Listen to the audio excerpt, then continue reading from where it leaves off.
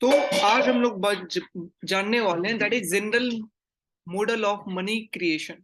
Money कैसे create करते हैं। तो इकोनॉमी के अंदर अगर बात किया जाए, मनी के बारे में अगर बात करें तो मनी किसे कहते हैं। मनी अगर बात करें, मनी किसे कहते हैं, मनी आप कैसे मेजर करेंगे। तो सबसे पहला वे है कि लोगों के हाथ में जितने करेंसी है, जो लोग कैश में निकाल करके अपने पास करेंसी रखे, तो हम लोग कहेंगे उनके पास इतनी मनी है। और साथ में लोग क्या कर सकते हैं कि कुछ डिपॉजिट करें। सपोज उनका 50,000 रुपये सैलरी है, तो 30,000 रुपये उन्होंने कैश में निकाल करके रखा और 20,000 रुपये वो उन्होंने अकाउंट में रहने दिया। तो हम लोग क्या कहेंगे, दैट इज तो money is equal to currency plus demand deposit. So simplest form of money that is currency plus demand deposit. लोगों के पास 50,000 की सैलरी, चाहे तो वो करेंसी के फॉर्म में रखेंगे, चाहे तो वो डिपॉजिट के फॉर्म में रखेंगे। Okay, next term is known as monetary base. What? Monetary base. Monetary base, और इसे कहते हैं high powered money. High powered money.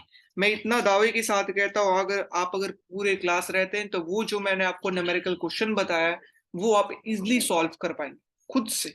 High powered money. High powered money किसे कहते हैं या मॉनेटरी बेस किसे कहते हैं। तो देखिए, हाई पावर्ड मनी कहा जाता है कि आपके पास कितना करेंसी है लोगों के हाथ में, प्लस बैंक के हाथ में कितना रिजर्व।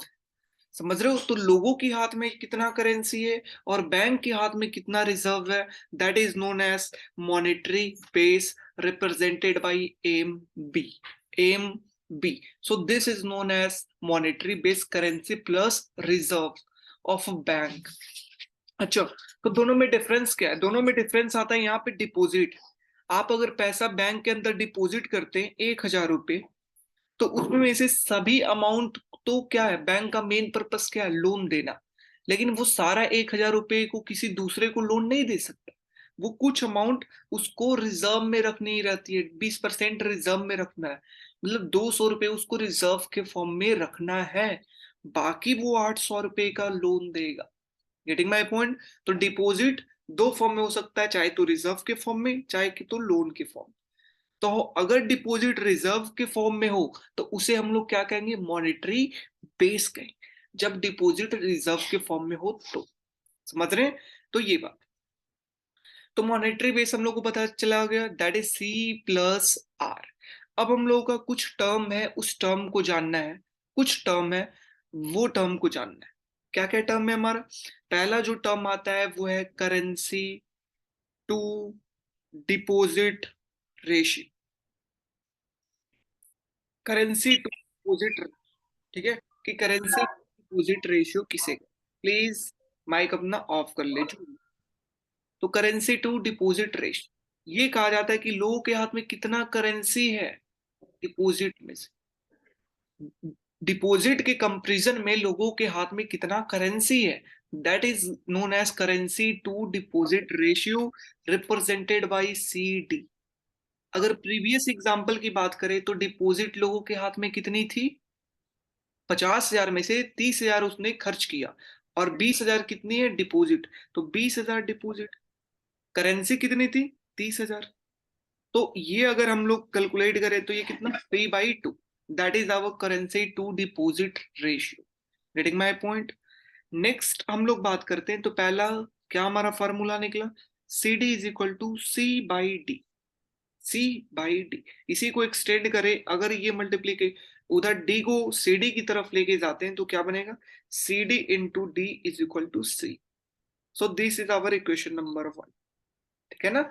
जो क्या है, currency to demand deposit ratio, currency divided by deposit, कि डिपॉजिट में से कितना, डिपॉजिट के कंपैरिजन में लोगों के पास कितना करेंसी है। Next term is that is known as reserve ratio, represented by R R. Reserve ratio, तो आर आर किसे कहते हैं, आर आर कहते हैं कि लोगों के पास जितनी डिपॉजिट है उसमें में से रिजर्व रेशियो कितनी है। तो सबसे पहला क्वेश्चन आता है, रिजर्व रेशियो कहते किसको? तो रिजर्व रेशियो कहते हैं, देखिए, रिजर्व जो होता है वो दो तरीके के होते हैं। क्या रिजर्व इज ऑफ कितने टाइप की होती है रिजर्व? दो टाइप की होती है। पहला रिजर्व का नाम है reserve ratio represented by small R R. तो रिजर्व रेशियो किसे कहते हैं? रिजर्व रेशियो कहते हैं कि जो आरबीआई के द्वारा, जो सेंट्रल बैंक के द्वारा, किसी भी कंट्री का सबसे मेन बैंक होता है दैट इज बाप, जो सारा कंट्रोल करता है दैट इज आरबीआई। वो उसके द्वारा कहा गया है कि बैंक को इतना रिजर्व रखना है, सारे पैसे को लोन में नहीं, इतना पैसा तो आपके पास मिनिमम होना चाहिए। उसे हम लोग क्या कहते हैं? Required reserve. क्या कहते हैं? Required reserve. Getting my point? Required reserve जो किसके द्वारा कहा गया? आरबीआई के द्वारा कहा गया। आरबीआई के द्वारा कहा गया बैंक को कि इतना रिजर्व आपको रखना है, that is 20%, that is required reserve. Next thing, next reserve is known as excess reserve. excess reserve, excess reserve किसे कहते हैं? एक्सेस रिजर्व है जो बैंक वाला को आरबीआई ने बोला कि 20% आपको रिजर्व रखना है, और इसका एक्स्ट्रा भी कुछ बैंक वाला रखे, क्योंकि वो उसको डर है कि आने वाले टाइम में मैं डिफॉल्टर नहीं हो जाऊं, आने वाले टाइम में हमको रिस्क है। तो इस चीज को बैंक अगर एक्स्ट्रा रिजर्व रखे तो उसे क्या कहेंगे? Excess reserve. कौन रखेगा? बैंक रखेगा। सपोज 5% एक्सेस रिजर्व बैंक ने रखा।